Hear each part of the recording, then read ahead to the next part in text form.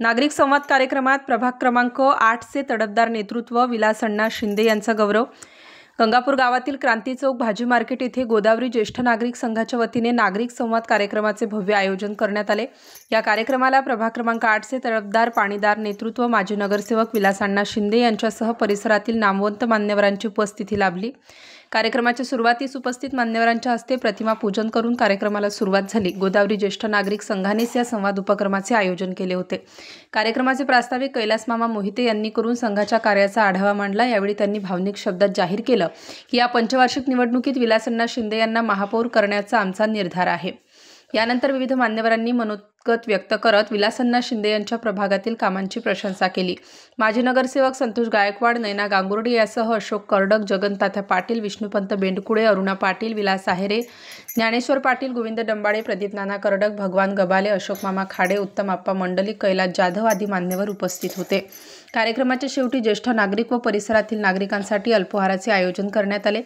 गोदावरी ज्येष्ठ नागरिक संघाने केलेल्या या उपक्रमात नागरिकांनी उत्स्फूर्त सहभाग नोंदवत विलासअण्णा शिंदे यांच्या कार्यशैलीला जोरदार दाद दिली। आणि कोण विलास शिंदे काही संबंध नाही राजकारणाचा। एक साधा कार्यकर्ता, राजकारणाची काही बाप दादा चुलते काके कोणी राजकारणाचा काही संबंध नाही, परंतु सामाजिक कार्याची आवड असल्या कारणाने आपण त्याच्याकडून मला ही संधी उपलब्ध करून दिली, त्याबद्दल सर्वप्रथम या गावाच्या समोर तिने माझा स्वतःला नतमस्तक करून त्या ठिकाणी माझा जय महाराष्ट्र गातो आणि जय भीम बोलतो। याचं कारण असं आहे,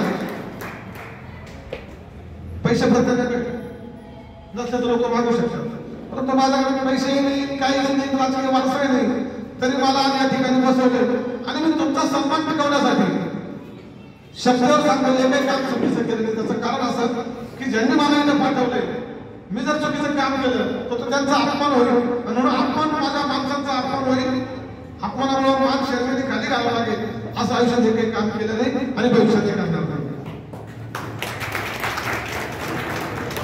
आणि मग आपण जी ताकद मला 2012 साली दिली त्या कामाच्या जोरावरती मी नाशिक महानगरपालिकेमधल्या पहिल्या 5 नगरसेवकांची जी गिनती होते ती सहज नाही होती। त्याच्याकरता 5 वर्ष चांगलं काम केलं, त्याच्यानंतर तुम्ही 2017ला पुन्हा एकदा आमचा विश्वास टाकला, माझ्याबरोबर असलेल्या 4 नगरसेवक मोठ्या संख्येने मला तर 4,500 केलं होतं। काही नगरसेवक 132 निवडून आलेले, मला लीड 4,500 दिला होता। मग अजून जबाबदारी वाढली, अजून जबाबदारी काम करते आणि सगळ्यांना विश्वासात घेऊन करू लागलो।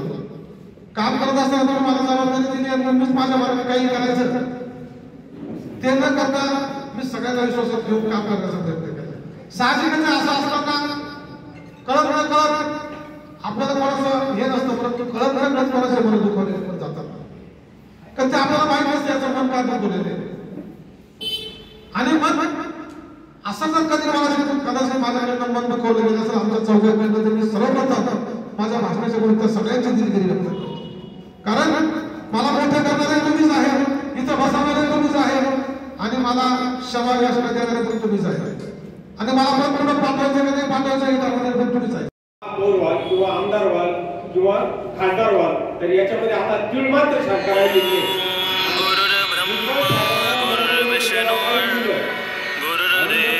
नाशिकमध्ये केलेल्या कार्याचा अनुभव करण्यासाठी आपण या ठिकाणी जमले आहात। व्यासपीठावरील सर्व मान्यवर, गंगापूर, गोबर, आनंदवली आणि परिसरातील सर्व या विलासअण्णा शिंदेवर प्रेम करणारे आपण सर्व या ठिकाणी जमलो आहोत।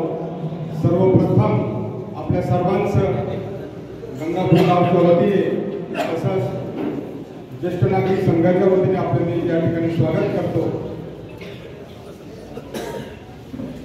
मित्रहो, संपूर्ण नाशिक महानगरपालिकेमध्ये आता हे निवडणुकीचं वारं सुरू झालेले आहे। प्रत्येक जण या ठिकाणी आता स्पर्धेमध्ये उतरणार आहे। आपण गेल्या 5 वर्षामध्ये म्हणण्यापेक्षा गेल्या 10 वर्षामध्ये विलासअण्णा आणि त्यांच्या टीमने जे काही कामं केलेली आहेत आणि हा संपूर्ण गंगापूर रोड आणि परिसर नाशिकच्या नकाशामध्ये एक नंबरचं नाव गंगापूर रोडचं आहे आणि ह्या नाशिकचा खऱ्या अर्थाने जर या चेहरा मोहरा बदलून देणारा हा गंगापूर रोड विलासांच्या माध्यमातून इथं आपल्या सर्वांना दिसतो आहे। आपण प्रत्येकाला याची जाणीव आहे आणि आपण जे केलेले काम आहे ते देखील आपण इतरांना सांगितले पाहिजे।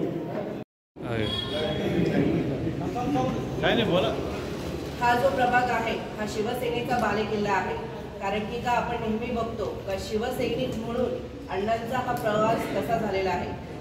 एक साधारण शाखा प्रमुख तर शिवसेनेच्या संपर्क प्रमुखापर्यंत विलास अण्णांचा हा प्रवास अत्यंत सर्वांना प्रेरणादायी आहे।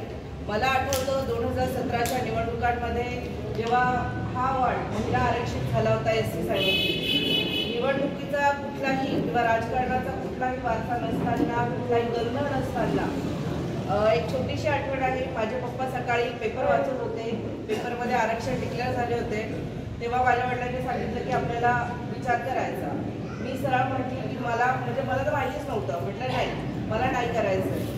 त्यानंतर पप्पा माझे मळ्यात निघून गेले होते, मळ्यात निघून गेल्यानंतर संतोष भाऊ असतील, विष्णुपंतजी मेंढकुळे असतील, आनंदवली ग्रामस्थातील काही ज्येष्ठ नागरिक होते, ते माझ्या वडिलांना मळ्यामध्ये भेटायला गेले। त्यांनी विचारले तुमची काय इच्छा आहे, तर पप्पा म्हणे तुम्ही सांगत असाल सर्वांचे सहकार्य लाभत असेल तर नक्कीच आपण विचार करू शकतो।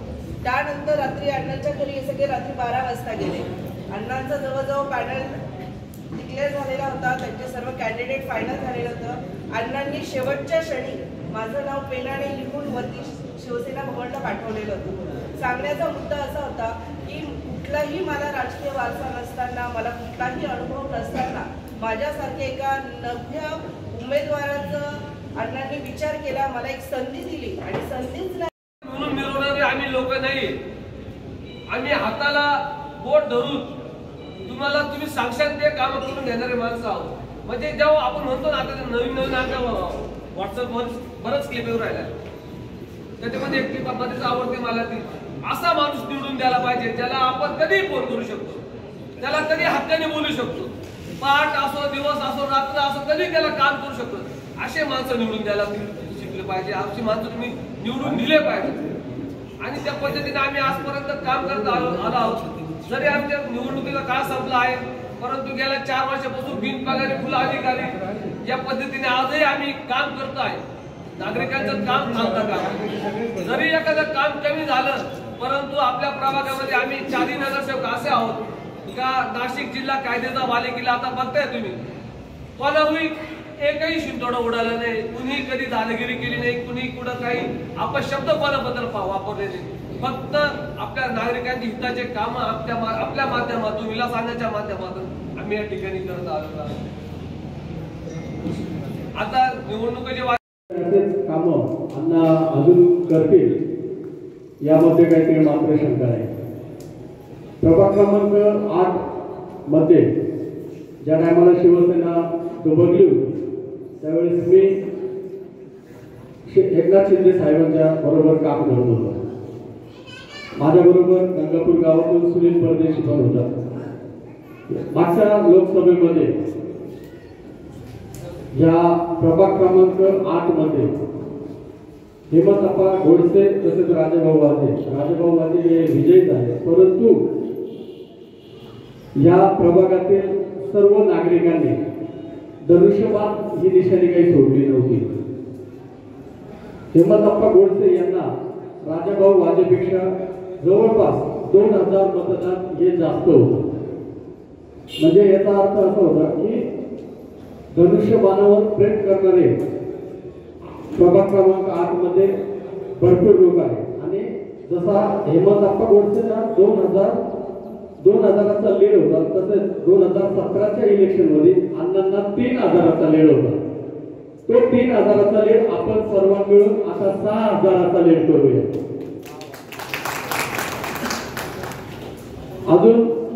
स्टार न्यूज साठी मोहसिन पठाण, नाशिक।